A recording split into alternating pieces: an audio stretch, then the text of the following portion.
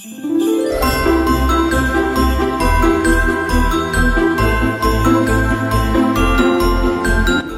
panahon ngayon, mahirap ang mag-alaga at magpalaki ng anak.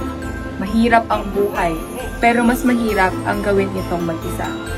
Tunghayan po natin ngayon ang kwento ng ating isang benepisyaryo na magbabahagi ng kanyang karanasan sa pagpapalaki ng kanyang 8 months old na anak. Ay, ma'am, ask ko lang po ma'am, ano pong name niyo? Idrissa. Idrissa Salmasa. Idrissa po. Si baby po? Tyler. Tyler po. Okay, ma'am. Ma'am, kayo po ay galing po kanina kay Ma'am Maribel. And may case study po kayo na pinaturo. Pwede pong maitanong information about it po. Yung pwede niyo lang po i-share. Kasi nagpunta ako dito para nga dun sa sustento kasi hindi nagbibigay ng tama. Although nagbibigay naman kaso kulang talaga tapos ang dami ng reasons. Tapos ang kasi weekly na lang, block ng mga numbers ko, social media ko. So weekly na habang hingi ako ng sustento, yun ang gagawin. Kaya medyo nakaka-stress na din. Tapos nagtanong din ako ng about sa emotional abuse. Paano kasi nakaiwan niya lang sa amin na October, tapos bila October may jowa na, public pa. Siyempre, sa babae niya may pagsustento, sa anak ko lang, ganyan. Kaya nagpunta na ako dito.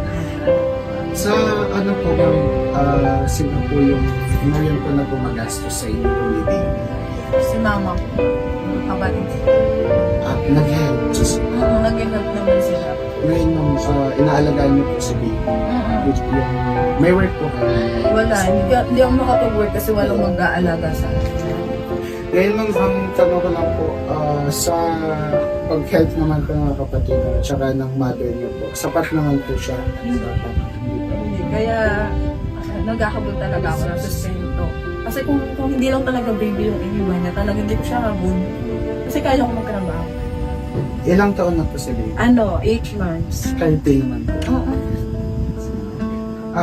Ngayon ma'am, meron na po kaming konting Hindi po. ayun po. Ayan po ay mula sa PIA Perlac City po at kay Governor Christian po. Ayan po. Nacha Buena package po yan ma'am. Tanong ko lang po ma'am, kapag Nacha Buena po ba naghahanda po kayo ng paano po ba yung paghahanda? Simple lang. Basta kompleto. Wow, basta maraos lang. At kompleto po ang pamilya. Sige po. Ayun lang ma'am, thank you so much.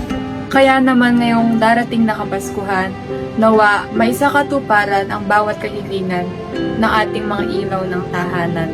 Sana ngayong Pasko, hindi lamang Noche Buena ang nasa bahay, kundi ang kompletong pamilya at masasayang alaala.